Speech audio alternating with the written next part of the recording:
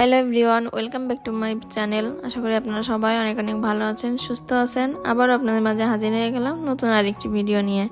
সবার সঙ্গে থাকুন, দেখতে থাকুন, আশা করি ভিডিওটি ভালো লাগবে। এটা হচ্ছে আমাদের সিলেট ট্যুরের দ্বিতীয় দিন। আমরা ফার্স্ট দিন গেছিলাম হচ্ছে সিলেটের বিছানাকান্দি, জাফলংয়ে, জন্তাপুরে ওইটা। আর সেকেন্ড দিনে আমরা গেছিলাম হচ্ছে ভোলাগঞ্জ, সাদা পাথর, তারপরে শাহপরানের মাজার, মালিনীছড়া চা বাগান, এই কয়েকটা জায়গায় ঘুরেছিলাম। তো আমরা এখন চলে এসেছি হচ্ছে ভোলাগঞ্জ সাদা পাথর যাওয়ার জন্য, যে মানে নৌকার ঘাটেতে নৌকায় করে যেতে হয়, সেই ঘাটে চলে এসেছি। এখন হচ্ছে আমাদের নৌকা ভাড়া করবে। এখানে হচ্ছে 8 জন করে একটা নৌকা নিতে হয়। তো আপনারা যদি একজনও যান 800 টাকা, 8 জন গেলেও 800 টাকা। তো আমরা 4 জন ছিলাম, আর আমরা আর 4 জনকে নিয়েছিলাম সাথে। এক দাদার বৌদিরা ছিল, ওনারা 4 জন ছিল ফ্যামিলিতে। তো আমাদের ফ্যামিলিতে আমরা 4 জন, ওনাদের ফ্যামিলিতে ওনারা 4 জন, 8 জন। তো 8 জন এক নৌকায় গেছিলাম।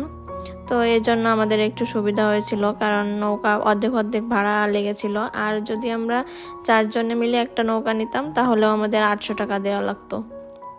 তো এই যে নৌকা ঠিক করে আমরা এখন দাঁড়িয়ে আছি। আমরা যে দাদারা আমাদের সঙ্গে যাবে, ওই দাদাদের জন্য ওনারা একটু মানে খাবার কিনতে গেছিল। আর এখন এই যে আমরা নৌকায় উঠে পড়েছি, নৌকা ছেড়েও দিয়েছে। তো এখান থেকে যেতে বেশি টাইম লাগে না, কয়েক মিনিট লাগে, 10-15 মিনিট মতো লাগে হয়তো বা, আমার ভালো একটা মনে নেই। আর এখানে হচ্ছে জল ছিল না বেশি, হচ্ছে নৌকা বেঁধে বেঁধে যাচ্ছিল, এই জন্য হচ্ছে আস্তে আস্তেই যাচ্ছিল। আর জলের সময় হয়তো বা অনেক জল হয় এখানে, আর এখন হচ্ছে জল কম ছিল।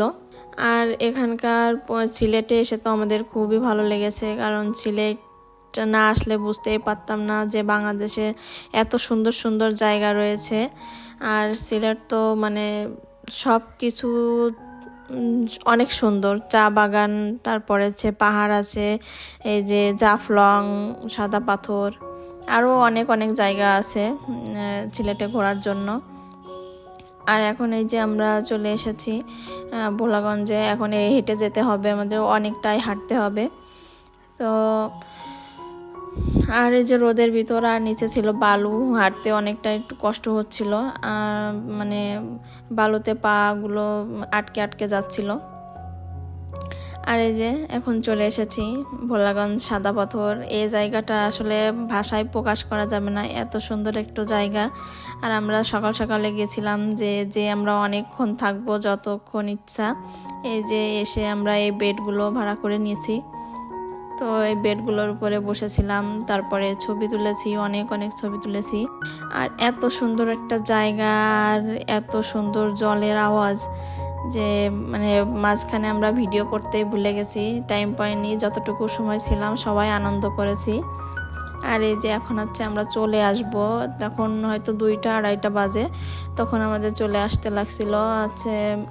এখন হচ্ছে আমরা দাঁড়িয়েছিলাম ওই দাদাদের জন্য, যারা নৌকায় আমাদের সঙ্গে গেছিল। আর এই যে যাওয়ার পথে এখন আমরা এসেছি হচ্ছে পাখির বাড়ি দেখার জন্য। এখানে হচ্ছে আর একটা জায়গা আছে পাখির বাড়ি। তো এই বাড়ির যে মালিক, উনি আছে পাখি, হরিণ, এই যে একটা হনুমান ছিল, এ হচ্ছে হাত দিয়ে টেনে টেনে খাবার খাচ্ছিল। হয়তো মানে খাবার দিয়ে গেছে, শুধু ভাত, তো খাবার খাচ্ছিল। ময়ূর ছিল, এই ময়ূরটা অনেক সুন্দর দেখতে লাগছিল, ক্যামেরাতে কেমন লাগছে জানি না, কিন্তু সামনাসামনি দেখতে এত সুন্দর, আর গার কালারটা এত সুন্দর যে বলে বোঝানো যাবে না। আর যদি আর একটু পেখম মেলাতো তাহলে আরও সুন্দর লাগতো, কিন্তু ওটা করেনি, কারণ সবসময় ওরা করে না, পেখম মেলায় না। তারপরে যে ওইখান থেকে ঘুরে এসে আমরা এখন চলে এসেছি মালিনীছড়া চা বাগানে। আর চা বাগানে যেতে যেতে আমাদের একটু মানে বিকাল হয়ে গেছিলো, এই জন্য মানে সৌন্দর্যটা আর মানে যদি আগে যেতাম তাহলে সৌন্দর্যটা আরও বেশি উপভোগ করতে পারতাম। তো তো বিকাল হয়ে গেছিলো সন্ধ্যায় সন্ধ্যায়, এই জন্য মানে সিনারিটা একটু অন্যরকম আসছে। রোদ্রের সময় গেলে আরও বেশি সুন্দর লাগতো, গাছের পাতাগুলো হয়তো আরও একটু সবুজ সবুজ মনে হতো, কিন্তু আমাদের যেতে যেতে বিকাল হয়ে গেছিলো। আর চা বাগান এত সুন্দর, চারিদিকে শুধু চা বাগান আর চা বাগান, যত দূর চোখ যাচ্ছিল পাহাড়ের উপরেও অনেক সুন্দর লাগছিল। তো আজকের ভিডিওটা আপনাদের কেমন লেগেছে অবশ্যই জানাবেন কিন্তু। আর যারা ফেসবুক পেজ থেকে দেখছেন তারা আমার পেজটিকে ফলো দিয়ে রাখবেন, যারা ইউটিউব থেকে দেখছেন তারা আমার চ্যানেলটিকে সাবস্ক্রাইব করে পাশে থাকা বেল বাটনটি অন করে দিবেন, যাতে পরবর্তী ভিডিও ছাড়ার সঙ্গে সঙ্গে আপনাদের কাছে নোটিফিকেশন পৌঁছে যায়। আর এখন হচ্ছে এই যে আমরা এসেছি শাহপরানের মাজারে। আর এই মাজারে একটা পুকুরে এত বড় বড় যে গজার মাছ ছিল, তো দেখেই ভয় লাগছিল, অনেক বড় বড় গজার মাছ। তো আমরা এখন হচ্ছে এখানে যে ঘোরাঘুরি করা শেষ, অনেক বিকালবেলার দিকে, সন্ধ্যা লাগতে এখনও 1-1.5 ঘন্টা দেরি আছে। তো আমরা একটু সিলেট শহরের ভিতর ঘোরাঘুরি করেছিলাম, সিলেট জিন্দা বাজারে মার্কেট টার্কেট একটু ঘুরেছিলাম, শহরটা একটু দেখলাম।